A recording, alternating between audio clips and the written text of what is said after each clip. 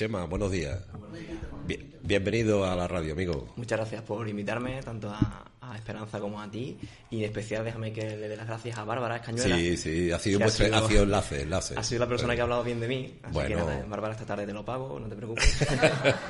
Un cafelito. Bueno. No, de ti no. Es que esta radio, cualquier iniciativa que venga de Sanlúcar, profesional, cultural, sanitario, o persona individual o colectiva que quiera hablar, le abrimos las puertas. Es una radio natural, no ni tenemos de dónde viene o cómo viene. Quiere hablar en la radio de su tema o de otro tema, cortésmente, y como tú has visto, de una manera natural, pues viene aquí a la radio y es un rato, es cuestión de marcarle un horario. ¿Te parece bien una radio abierta? Sí, además espero mantener el nivel. Hombre, no te preocupes. Bueno, hablamos con Chema Uriarte Gutiérrez, que tiene de profesión entrenador personal y readaptador de lecciones. Con un currículo, con una formación profesional elevada, graduado en Ciencia de la Actividad Física y del Deporte por la Universidad de Cádiz. Atención, premio extraordinario al mejor expediente académico. Tiene 2 másteres en entrenamiento personal, uno de ellos por la Universidad de Granada, obteniendo el premio al mejor trabajo final de máster. Y además tiene un máster en readaptación de lesiones y dolor crónico. También tiene una experiencia laboral, pero actualmente está como readaptador en la clínica nueva, creo que es reciente, Áreas en Santo Domingo. También es tutor y tribunal de trabajos, fin de máster del máster en entrenamiento personal en la Universidad de Granada. Y además es formador de profesionales del sector del ejercicio y la readaptación de lesiones en un curso que él denomina Educación en Neurociencia del Dolor, impartido con más de 250 profesionales sanitarios. Amigo mío. Un poco largo quizá, ¿no? No, hombre, pero hay que decirlo para que realmente la gente tenga conocimiento con quien hablamos. ¿Naciste en Sanlúcar? No, yo soy de Puerto Real. Lo que pasa es que a colación de la clínica Areas, que es este que habéis comentado, que abrimos hace un par de años, pues me he venido a vivir aquí a Sanlúcar y bueno, soy sanluqueño desde hace 1 año y medio. Bueno, pues tú vas a afrontar o estás afrontando un tema, madre mía, no hay gente con ese problema y no sé si tiene solución, que es propiamente el dolor. Exacto. De hecho, si no tuviera solución, yo no estaría aquí sentado. Ya, pero es que es un tema, oye, que si puede aliviar a mucha gente afrontar el dolor. ¿El dolor en qué concepto lo afrontas tú? ¿Con qué? En fin, partiendo de qué premisa. Pues te explico, Juan. Partiendo de la base de que, como bien comentas, el dolor cada vez es algo que está más esparcido en nuestra población. Incluso ya te diría y te adelanto que los últimos estudios están diciendo que incluso en niños está empezando a aumentar la incidencia de dolor crónico. Esto es muy preocupante, no solamente porque ya están sufriendo como niños que son, sino por las repercusiones que esto tiene en un futuro. Pues lo interesante de este tema es que en los últimos años, a partir sobre todo del 1990, yo todavía no había nacido, pero surge la neurociencia, que es una nueva forma de estudiar el cuerpo humano y sobre todo se centra en el estudio del cerebro y de todo lo que conlleva el sistema nervioso. Entonces, en estos últimos años se han descubierto muchas cosas, sobre todo gracias a la resonancia funcional magnética, que para quienes no lo conozcan es este casco o estas máquinas en las que nos meten y analizan. Vamos, pero básicamente lo que hacen es analizar cómo se activa y cómo funciona nuestro cerebro. Y esto antiguamente no se podía hacer. Así un poco a modo de resumen, te diría que si nos vamos al pasado, cuando se creía que la Tierra era plana, Galileo Galilei fue uno de los primeros que dijo que no, que era redonda. Y le costó. Y le costó convencer a la gente, correcto. De hecho, casi ridiculado. Fue un caso bastante histórico, ¿no? Pues un poco lo que se ha descubierto en estos últimos años ha creado un nuevo paradigma sobre el estudio del dolor, y ya no solamente del dolor, sino de cómo comprendemos los seres humanos nuestro propio organismo.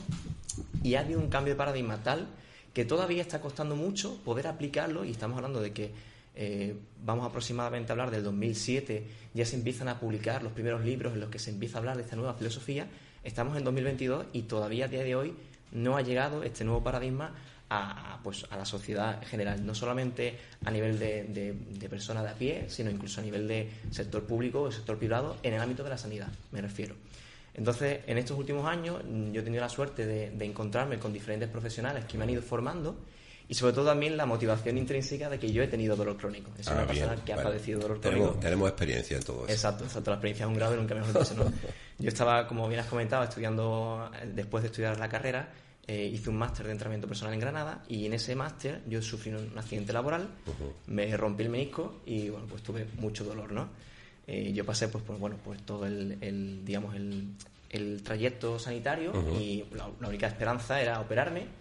Y en medio de ese tratamiento que yo estaba padeciendo dolor crónico, porque yo no entendía por qué yo, siendo redactador de lesiones, además especializado sobre todo en ese momento en rodillas, yo me trataba a mí mismo y decía, no consigo entender por qué mi funcionamiento, mi tratamiento no me está funcionando a mí, cuando soy yo el primero que tiene que confiar en lo que hace y no me está funcionando, ¿no? Entonces, en ese máster de entrenamiento personal, un profesor que se llama Lolo, que además era compañero mío de trabajo en aquel entonces, dio la primera, digamos, sesión de educación en neurociencia del dolor, que es como yo lo he mencionado, ¿no? Y yo, como oyente y estudiante, recibí esa información y me la apliqué a mí mismo. Entonces empecé a darme cuenta de que ese cambio de paradigma, que a mí me costó, y debo reconocerlo al principio, aceptarlo, porque iba muy en contra de todo lo que había escuchado entonces, incluso de lo que había estudiado en la carrera, pues veo que empieza a funcionarme. Entonces digo, oye, pues esto lo tengo yo que poner en práctica. Pues vamos a trasladarle a la gente realmente cuál es el método, porque en principio te diagnostica o el término, tiene usted un dolor agudo, tiene usted un dolor crónico. Muchas veces, incluso muchos sanitarios dicen, el dolor que padece es psicológico. ¿Cierto o no? Sí, bastante. Entonces, diferencia entre agudo, crónico y, en todo caso, psicológico. Pues mira, es importante que tengamos esta diferencia clara, porque el dolor, Juan, es un sistema de alarma que lo que intenta es protegernos ante un peligro, una amenaza que nuestro sistema percibe, ¿no? Cuando nosotros tenemos un daño agudo, y te pongo un ejemplo, yo ayer, por ejemplo, iba con mi patín y me di un golpe con la rueda del patín intentando subirlo a una acera, y me hice daño en el tobillo y me hice una herida. Yo en ese momento siento dolor porque mi sistema comprende que estoy en peligro, hay una herida abierta en mi pie, sangra, y entonces necesito cambiar algo, en este caso pues proteger mi pie, ponerme un vendaje, ponerme una tita, lo que sea, ¿no? Entonces en ese momento el dolor agudo aparece ante un estímulo que es relevante para mí en ese momento, y por tanto siento dolor. Ahí me está diciendo el cerebro, haz algo porque ha pasado esto. ¿Qué ocurre cuando una persona, que puede ser que inicialmente comience con un dolor agudo, pero ve que al cabo de los meses, incluso de los años, ese dolor sigue persistiendo? Ahí es donde entramos ya en otro concepto del dolor, y es lo que llamamos dolor crónico o persistente también, ¿no? La diferencia clara en este caso, Juan, es entender que los cambios que se producen en un dolor crónico son principalmente dados en el sistema nervioso, entendido como no solamente el cerebro, sino toda la médula espinal. Y no tiene que ver tanto con la duración, porque muchas veces te dicen los profesionales, no, es que si tienes un dolor de más de 3 meses es crónico, o más de 6 meses es crónico. No tiene por qué, porque una persona, y seguramente conoceréis algún caso, que tiene un accidente de tráfico y pierde un miembro, se le amputa una pierna o se le amputa un brazo, a los pocos meses o incluso semanas comienza a decir que le duele ese miembro que no tiene. No han pasado meses, no han pasado años, pero algo ha pasado que por lo que sea siente dolor. Esto antiguamente, como Galileo Galilei, la gente diría, eso no es imposible, si no tienes mano no te puede doler, eso es psicológico, tómate unas pastillas, ve al psiquiatra. Bien, pues afortunadamente ahora se sabe que en esa persona han habido una serie de cambios en su cerebro, en su sistema nervioso, que percibe una amenaza en una parte del cuerpo que todavía tiene en su mapa cerebral. Y esto es importante entenderlo. Nosotros tenemos como un muñeco de vudú, para que la gente nos entienda, en nuestro cerebro, que es el que tiene, digamos, dibujadas todas nuestras partes, ¿vale? Y esa parte de la mano sigue estando ahí presente, aunque mi mano ya no esté. Claro. Entonces, si esa persona, por ejemplo, vuelve al lugar donde sufrió el accidente, que es muy relevante para él a nivel emocional, de memoria, hay veces en las que el sistema se siente amenazado porque ese sitio le recuerda aquella experiencia negativa y genera dolor en la zona que no tenemos. Desde el punto de vista del dolor, ¿qué hay versiones o aspectos verdaderos y qué hay aspectos falsos? Bien, bueno, interesante pregunta, lo cierto es que, como has comentado antes, cuando alguien te dice que tu dolor es psicológico, vamos a decir que no está tan mal encaminado, pero tampoco es correcto. Porque, y de hecho te he traído aquí una diapositiva para que por lo menos nuestros espectadores lo puedan ver. De Facebook. Y yo por si acaso lo voy a explicar bien la puede indicar en el micro. Venga. En esta diapositiva que estoy mostrando para nuestros oyentes es un gráfico de un estudio que habla de los factores que inciden. Lo digo, individuales, psicológicos, biomecánicos, nociceptivos, daño de tejido, estilo de vida, el contexto sociolaboral y las consecuencias. Que en este caso sería el dolor, ¿no? Pues este estudio se publicó en 2018 y un poco vino a intentar aunar todos los factores que a día de hoy o hasta entonces se habían descubierto que tenían incidencia en el dolor. Como puedes ver, Juan, uno de ellos es el daño en el tejido, Ajá. que es este naranja. Es el que cuando a ti te duele algo porque te has dado un golpe, pues tú dices, oye, pues como yo ayer me he dado un golpe en el tobillo, me duele porque me he hecho daño en el tobillo. Ajá. Bien, pero ¿y si mañana, pasado, el mes que viene me sigue doliendo el tobillo? A lo mejor mi herida ya se ha cerrado, se ha curado, el tejido está en su mejor estado, pero yo sigo sintiendo dolor. Entonces ahí entran todos los demás factores que realmente están siempre incidiendo, ¿no? Pero se dan esos casos en los que una persona te dice, es que yo tenía una hernia, me han operado y ahora me sigue doliendo. No lo entiendo. O tenía una artrosis, me han puesto una prótesis y me sigue doliendo. Entonces esas personas que dicen, bueno, si ya me han curado ese tejido que estaba dañado o lo han intercambiado por otro tejido sano, ¿por qué me sigue doliendo? Ahí entramos ya en el dolor crónico, ¿no? ¿Qué ocurre? Que hay situaciones, y os voy a mostrar un par de ellas que son bastante interesantes. Venga. Son imágenes que podéis encontrar en Google, ¿vale? Esta es una noticia del 14 de julio, de unos Sanfermines en 2014, de un chico, creo recordar que era irlandés, en el que un toro lo embiste contra una pared y automáticamente el chico se levanta, sale corriendo porque no quiere que le vuelva a embestir el toro, y esta imagen capta muy bien cómo su pierna ha sido completamente degollada y si os fijáis bien, esa persona está mirando hacia el toro, no está mirando hacia esa pierna degollada que tiene en ese mismo momento, porque en ese momento, a pesar de tener un daño agudo muy relevante, como os he dicho anteriormente, hay muchos factores que inciden y en ese momento la supervivencia de esa persona está en juego. No me interesa sentir dolor si necesito correr al 100% de mi velocidad para huir del toro, ¿no? Y este es otro ejemplo, y ya con este creo que ya podemos entender un poco el concepto. Ajá. Es una noticia que se publica en el ABC, una chica que se llama Julia Popova, que es rusa, que sufrió un atraco y en el forcejeo esta persona pues recibe le clavan un cuchillo en la espalda el ladrón y bueno, ella consigue zafarse, huye, espavorida a su casa y cuando llega sus padres se dan cuenta de que trae un cuchillo atravesado a más de 15 centímetros en su espalda, pero ella no se dio cuenta, o sea, llegó a su casa tan tranquila sin sentir ningún dolor en ese momento. De hecho, la noticia destaca, ¿no?, esta característica de que esa persona no sintió dolor incluso horas después del accidente, ¿no? Esto lo que nos viene a hacer entender es que el dolor tenemos que entenderlo como un sistema de alarma que se activa cuando nosotros percibimos una amenaza.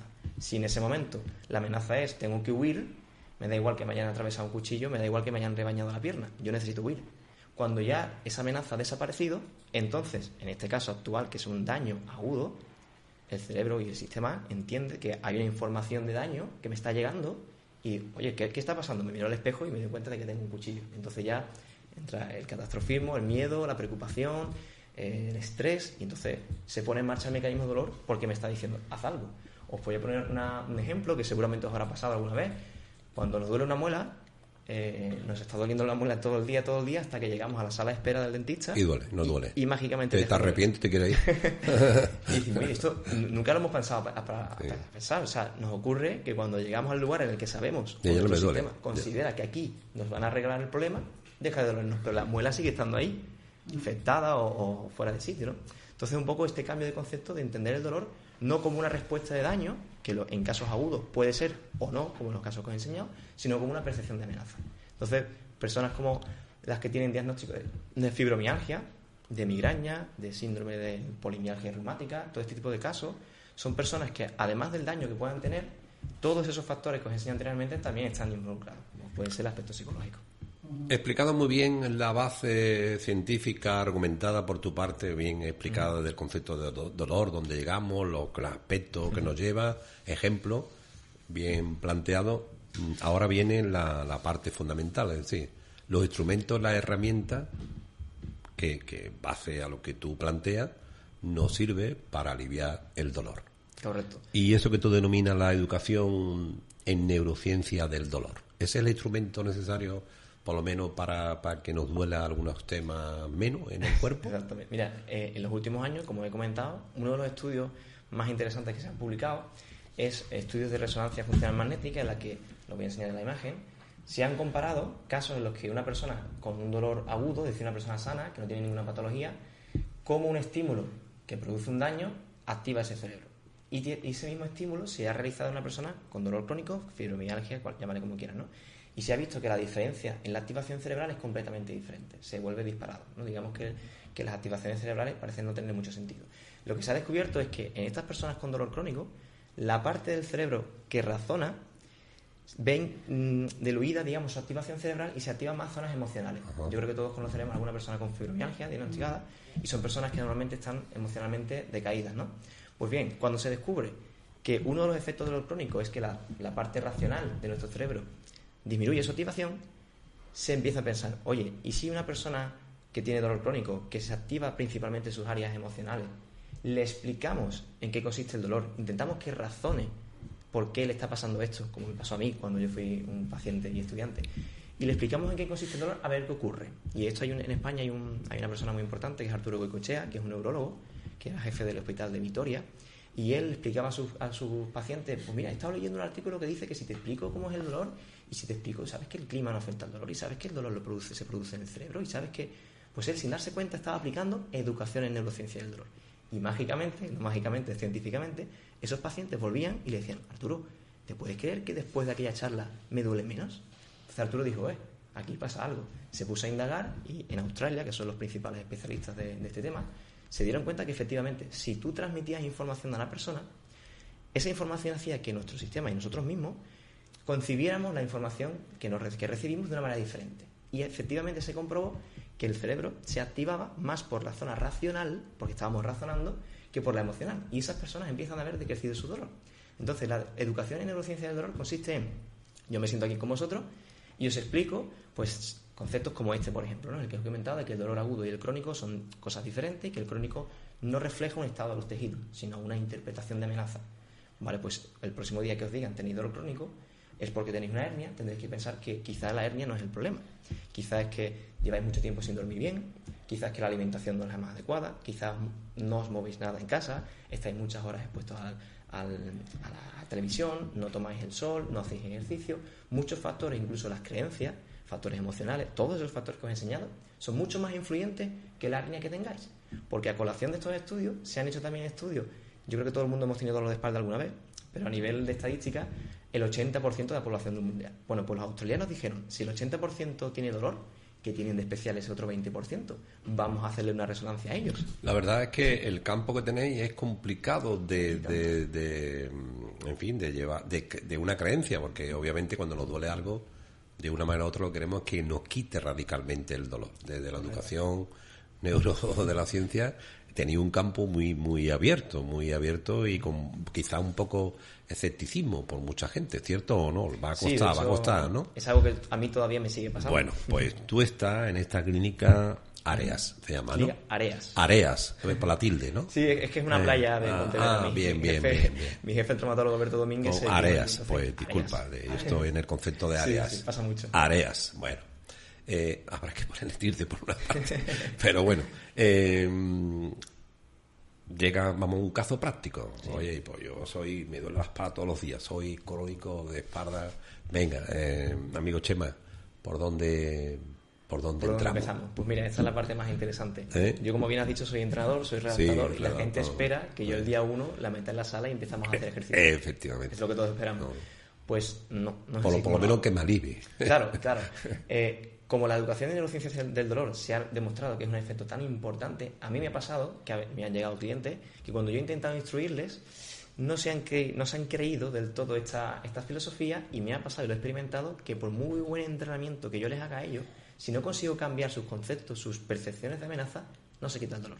Entonces, ha llegado un momento, ya llevo 2 años trabajando aquí en Sanlúcar y afortunadamente ya la gente me va conociendo. Entonces, bien. Me llega gente derivada de. Entonces, yo cuando una persona que va en taca-taca por la calle, la pongo a correr y la gente la ve en la calle corriendo, dice, pero si esta mujer va siempre ¿cómo está corriendo? Pues esta mujer, que es Amalia, le mando un saludo desde aquí. Venga, habla muy bien de aquí, pues entonces la gente dice, oye, yo quiero que más lo que hagas con Amalia. ¿Tiene el teléfono de Amalia? Sí, lo tengo, pero... Pues vamos a llamarla, vamos a llamar a la Amalia. No sé si venga, esto es Radio Natural. A ver si está escuchando. Bueno, lo vamos a llamar, lo voy a intentar. Esto es así, o sea, Amalia... no está previsto, pero así. Radio Natural, radio...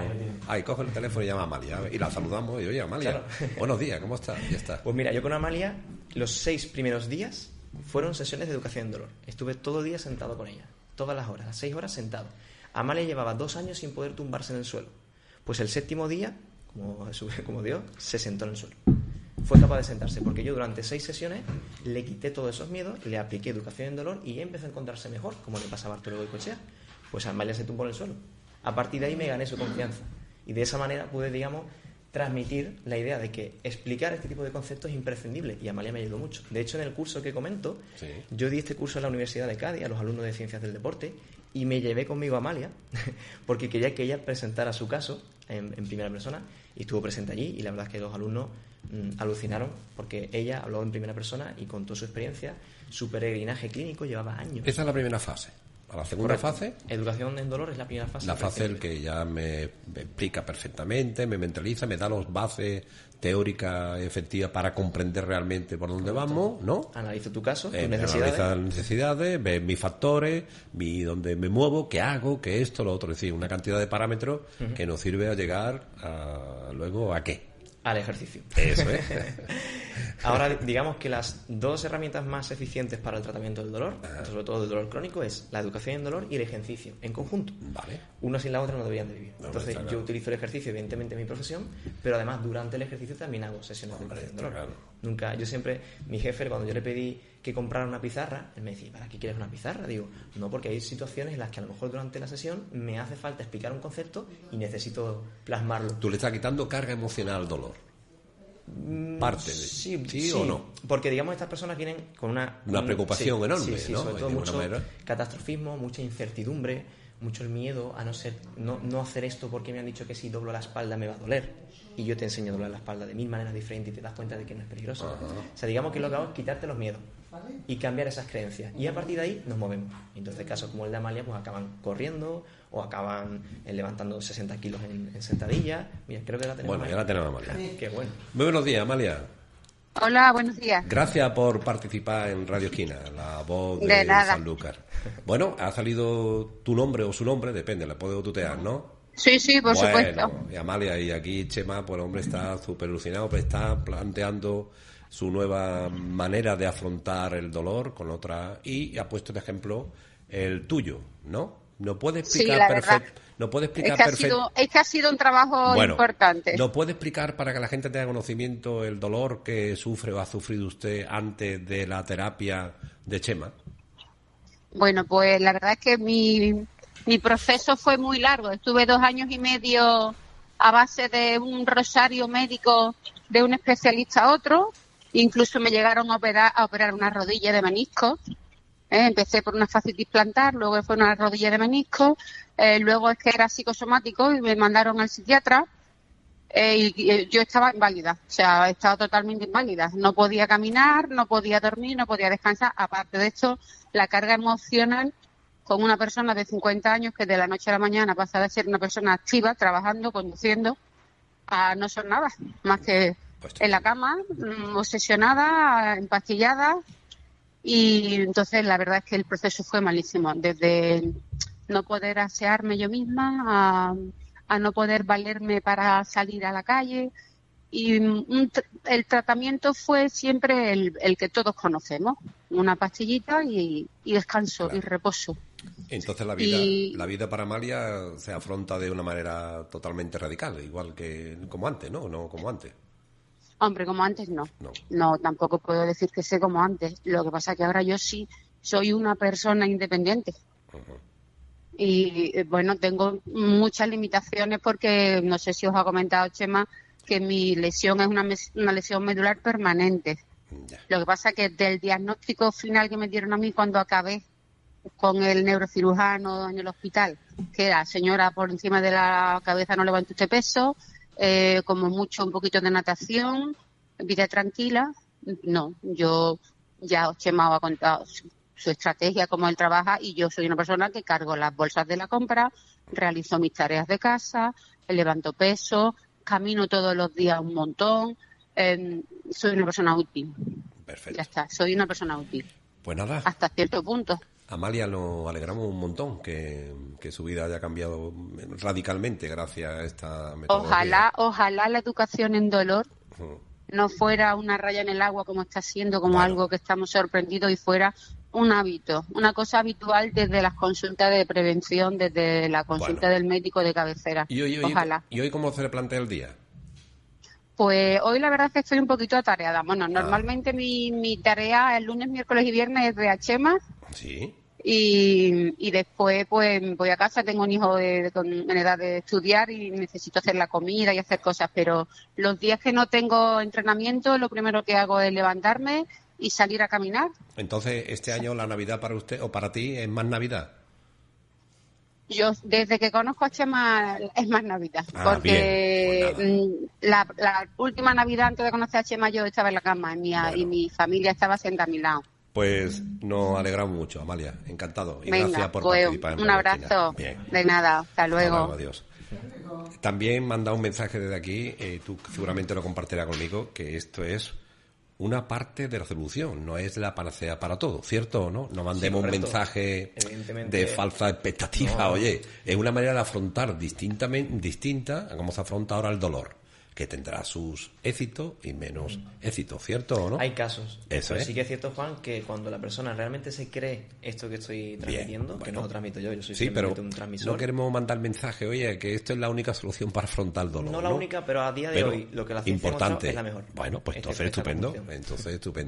Venga, ¿qué decíamos? ¿El caso de Amalia? Sí, vamos, lo que estábamos comentando. La segunda fase. La segunda fase, que tú, el ejercicio. Aparte del ejercicio, pues pedagógicamente le está explicando realmente a los pacientes. Me ha venido justamente perfecto esta pregunta porque llevo 3 sesiones con una mujer nueva, una que ha empezado conmigo hace poco, y es otro caso no tan duro como el de Amalia, pero ella me decía, bueno, pues me han diagnosticado fibromialgia, llevo años desahuciada, bla, bla, bla, ¿no? Entonces ella, por ejemplo, el primer día de sesión de entrenamiento, después de 3 sesiones, he tenido con ella educación en dolor, y me decía, es que no puedo doblar la espalda. Digo, ¿por qué? No, porque es que me han dicho que si doblo la espalda me puedo hacer daño a las lumbares, no sé qué. Digo, bueno, pues hoy vamos a educarnos en que podemos doblar la espalda. Le hice 27.000 ejercicios diferentes, aquí aplico educación en dolor y ejercicio juntos, y entonces esa persona se pegó los últimos 20 minutos haciendo diferentes flexiones lumbares en diferentes ángulos, jugando, haciendo ejercicios de todo tipo. Al día siguiente me manda este mensaje y os lo leo. Venga. Me dice, Chema, debería dolerme la cintura después de todo lo que hicimos ayer. Y no me duele. Y pone símbolos de aplauso. Dice, lo que hicimos me vino genial. Dame más caña el próximo día que no tengo agujetas. Gracias. Y estos son los mensajes que a mí me llegan normalmente el día después de una sesión de educación en dolor o de las primeras sesiones, ¿no? La persona se da cuenta de que está haciendo cosas que antes creía que no iba a poder hacer o le habían dicho que no. Y otra cosa que pasa muy curiosa cuando doy el curso de educación en dolor que tengo es que la gente siempre me dice después, oye, Chema, pues se me está quitando el dolor, o me ha reducido, porque hay casos muy complejos, ¿no? Se me ha reducido el dolor, ¿cómo es posible? Esto es magia. Digo, no es magia, es ciencia. O sea, si nosotros cambiamos nuestro concepto, si yo te explico que el clima no afecta al dolor directamente, sino que la creencia es mucho más importante, cuando tú veas que se empiezan a poner las nubes ahí, no vas a pensar, ya me va a doler la espalda, porque va a cambiar el clima. Vas a decir, no, espérate, me han explicado, además con evidencia científica, que es más la creencia. Voy a intentar no prestarle atención. Y a lo mejor deja de dolerte, porque es una percepción de amenaza que desaparece. Cuando vas quitando todas esas percepciones de amenaza, doblar la espalda, soltar el taca-taca en caso de Amalia o coger peso por encima de la cabeza, pues de repente te das cuenta que tus síntomas decrecen. Evidentemente el ejercicio es imprescindible, pero no solamente para el dolor, para cualquier tipo de patología. Pero sí que es cierto que la conjunción con la educación en el dolor es lo que ahora está pegando más fuerte. Y de hecho, déjame que os diga que este año ya, en 2022, ha tenido lugar el primer Congreso Internacional del Dolor Crónico desde esta nueva filosofía en Valladolid. Y ya en Valladolid existe la primera clínica del dolor que trata el dolor solamente con educación en dolor y ejercicio. Llevan 4 años y están desbordados. O sea, ahora la Junta de Castilla y León va a invertir dinero para que todas las unidades del dolor de la comunidad tengan esta misma filosofía. O sea, esto es algo que está empezando a dar ya sus brotes verdes, sus primeros brotes verdes. Es algo que llevamos sabiendo desde hace muchos años y algunos llevamos aplicando, pero ya está empezando a llegar a sanidad. Y en este caso en Valladolid, con Federico Montero y Miguel Ángel Galán, que han sido los pioneros en España en crear una unidad del dolor con esta filosofía. O sea, esto tarde o temprano va a llegar. No sé cuántos años tardará, esperemos que poco, por el bien de este tipo de personas. Pero bueno, mientras tanto yo intentaré aportar mi granito de arena desde mi rinconcito aquí en Sanlúcar. De los números de pacientes que tú has tenido, ¿qué porcentaje de eficacia está teniendo esta metodología? Pues mira, lo que voy a decir es verdad, ¿vale? Yo llevo trabajando pues desde los 22 años, vamos a decir 5 años trabajando, y es cierto que los últimos 3 sí que me he centrado específicamente en tratamientos del dolor, porque a colación del máster pues yo me he centrado en ese mundillo, ¿no? Yo tengo en mi lista, no voy a decir lista negra, pero bueno, en mi lista de fracaso 4 personas. 4 casos de dolor crónico que yo, y siempre lo cuento, y además no voy a decir nombre evidentemente, pero los cuento en mis cursos para que la gente sepa que incluso con todo el poder de convicción que yo tengo y los casos reales como el de Amalia, hay gente que no mejora. Pero si no mejora es porque la parte de educación en dolor en la que hay que cambiar los conceptos no ha funcionado. Te comentaba anteriormente que hay personas que me cuesta mucho que crean en lo que les estoy contando, porque hay otras personas a su alrededor, otros profesionales, que le dicen lo opuesto a mí. Y ahí está la clave. Yo transmito una serie de conocimientos, yo y todas las personas que se dedican a la educación del dolor, que van, algunos de ellos, muy en contra de lo que seguimos escuchando a día de hoy. Como decía Amalia, ¿no? Me han tratado lo que ya sabéis, como diciendo, ya sabemos lo que nos van a hacer. Llegué yo y le dije a Amalia, mira, estos 6 primeros días vamos a hablar. ¿Cómo vamos a hablar? Digo, sí, te voy a explicar una serie de conceptos. Y cuando el 7º día se tumbó, después de 2 años sin tumbarse, dijo, ostras, pues sí. Tengo otro caso de Estefanía, que era una persona que no podía ni coger a su hija en brazos porque le dolía la espalda. Imaginaros para una madre primeriza lo que supone no poder coger a su hija en brazos o no poder cogerla de la mano. Pues después de unas sesiones de educación en dolor y de ejercicio, ya la coge en brazos. No solo eso, ya aguanta de pie en la feria, en las carreras de caballo. Este fin de semana se ha ido con las amigas de la Sevilla de fiesta. O sea, consigo, digamos, recuperar esa calidad de vida que han perdido por culpa del dolor crónico. Todo tipo de dolor. Todo tipo de dolor. Incluso un dolor agudo se puede gestionar. Te pongo un ejemplo muy rápido. Cuando nos hacemos un esguince de tobillo, ¿qué es lo primero que nos ponemos en el tobillo? Hielo. Bueno, pues la ciencia ha demostrado que el hielo no hay que ponerlo. Que el hielo es un potente analgésico, pero cuando se estudia qué pasa a nivel de tejido, el tejido no le está gustando que le ponga hielo, porque al final cortamos la circulación, las células reparadoras no llegan, y a lo mejor no sientes dolor porque te han anestesiado la pierna, pero cuando vuelvas, seguramente la recuperación va a ser más tardía porque esos tejidos han perdido capacidad, sobre todo de recuperación, de regeneración, cuando ha ocurrido la lesión. Pues claro, cuando yo a una persona le explico que no se ponga hielo y esa persona ve el mundial y ve que un jugador se lesiona y le ponen... Por cierto, eso te voy a decir, tiene un campo abierto, claro, extrapolable al mundo del deporte. Es complicado. Todo de la alta competición. Mira, incluso en el mundo del fútbol, ahora que lo hemos hablado, el foam roller, que es un rulo que yo utilizo con mis clientes, que todos los días se lo pasan y todos ellos tienen uno en su casa, es algo que no aparece hasta hace 4 o 5 años en la selección española con Julen Lopetegui. Pues antes de eso el rulo ya existía, pero tardó en llegar al mundo del fútbol y de la élite bastante tiempo. Cuando ya se ve el rulo en televisión, ya la gente dice, eso es lo que utilizan los de la selección. Uh-huh. Claro, pero esto lleva usándose mucho tiempo. Conceptos como el estiramiento. El estiramiento, yo no estiro, ni estiran mis clientes. Y a cualquier sitio que vas te dicen, estira. Pues la ciencia está demostrando que quizá el estiramiento no es tan efectivo como pensábamos. O sea, hay que realmente derribar una serie de mitos que llevan muchos años instaurados y cuesta mucho cambiarlo. A mí me costó, ya os he comentado que yo, que soy deportista, cuando a mí me dijeron, no, es que el dolor es esto, no es esto, es que las lesiones se tratan así, no así. Y yo decía, ostras, es que yo soy deportista, yo era futbolista, jugaba en la cantera del Cádiz y tuve que dejarlo porque yo me lesionaba constantemente. Y a mí me trataban muchísimos profesionales sanitarios, algunos de un standing muy alto, y no sabían qué hacer conmigo. Y yo decidí dejar el fútbol porque dije, si esta gente no saben qué hacer conmigo, entonces que yo no puedo ser futbolista. Bueno, Chema, para verte, ¿cuándo se te puede ver? Pues para verme, yo tengo consultas allí en la clínica Areas de lunes a viernes. Yo estoy de lunes a jueves por la mañana y por las tardes, y los viernes por la mañana, pero bueno, también tengo compañeros allí también que están trabajando a mi lado. Algunos de ellos también se han formado con mi curso, o sea que yo también intento que esta filosofía llegue a más profesionales para que ellos también puedan corroborarlo. Al final no lo hago por mí, lo hago más bien por mis clientes, gente como Amalia, y tengo compañeros que ya están empezando a aplicar esta educación en neurociencia del dolor. De hecho, estas diapositivas se las he dado a mis compañeros para que ellos mismos lo puedan utilizar. Intentamos llegar a cuanta más gente mejor, porque al final el bienestar de la gente es lo que me importa. Bueno, este método, esta metodología tiene una investigación permanente, ¿no? Correcto. Porque siempre es un campo abierto, ¿no? De hecho, es algo que cada día, seguramente lo que yo estoy diciendo ahora, dentro de ya 1 o 2 está años, caducado. Quizá no tan caducado, como porque ya vamos en camino, claro, pero se irá evolucionando. Yo, por ejemplo, cometí un error al principio que yo decía, el dolor lo produce el cerebro. Porque si tú miras el vídeo de la Sociedad Española del Dolor, que en 2014 ya se enteró de esto, y dice, el dolor se produce en el cerebro. Y yo decía, el dolor se produce en el cerebro.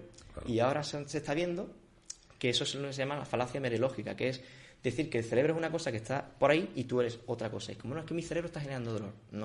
No hay que crear un dualismo cuerpo-mente, sino que hay que integrarlo. Y yo decía mucho, el dolor lo produce el cerebro. Entonces yo ahora tengo que cambiar mi dialéctica y comentar a la persona que tú formas parte de ese sistema que activa el dolor por tu conciencia. No que el cerebro es algo que funciona ahí porque la gente dice, jolín, pues yo no quiero que mi cerebro produzca dolor. creas como esa dualidad, y eso es algo que ahora se está viendo, entonces yo también tengo que mejorar. Pues amigo, teníamos previsto hablar 30 minutos, llevamos casi 40. Vaya, o sea que se va rápido en la radio los temas, ¿no? Sí, sí. Algo más, son cosas que algo más que ya te veo, que lo con mucha énfasis, en fin, se te ve que crees lo que está haciendo, y también es importante la manera de expresar las cosas. Algo más que no te he preguntado que quiera expresar. Bueno, lo dicho, simplemente que la gente, si quiere seguir leyendo a cuenta de esto, pueden buscar a Arturo Goicoechea, que es para mí uno de los profesionales que más me ha marcado en mi formación. Y bueno, yo también tengo redes sociales que también pueden mirarme por ahí. Venga, y podila. Las digo, ¿no? Claro. En mis redes sociales, chemauriarte.readapta, desde redactador. chemauriarte.readapta en Instagram, y en Facebook soy Chema Uriarte, entrenador personal y redactador de lesiones. Por ahí podéis ver, porque yo en redes sociales también trato de divulgar poquito a poco, lo que me permite el poco tiempo que tengo, pero bueno, así también. Has conseguido el favor y la aceptación muy agradable de nuestra contertulia Bárbara Escañuela. Sí, correcto. Sí, la verdad es que otra cosa no, pero el agradecimiento que yo le tengo a mis clientes, sobre todo este tipo de casos como el de Amalia, que hablen así de mí, para mí es lo que me da energías para seguir trabajando en esto, porque es verdad que es un trabajo duro. Bueno, pues que no sea la primera ni la última vez que viene por aquí tienes tu casa, los micrófonos abiertos a tu planteamiento, y que sea por el bien de tus pacientes, ¿no? Sobre todo los que padecemos el dolor o padecen, te lo van a agradecer. Luego te paso mi número, Juan. Bueno, cuídate, amigo. Bueno, muchísimas gracias. Hasta otra ocasión. Venga, hasta luego.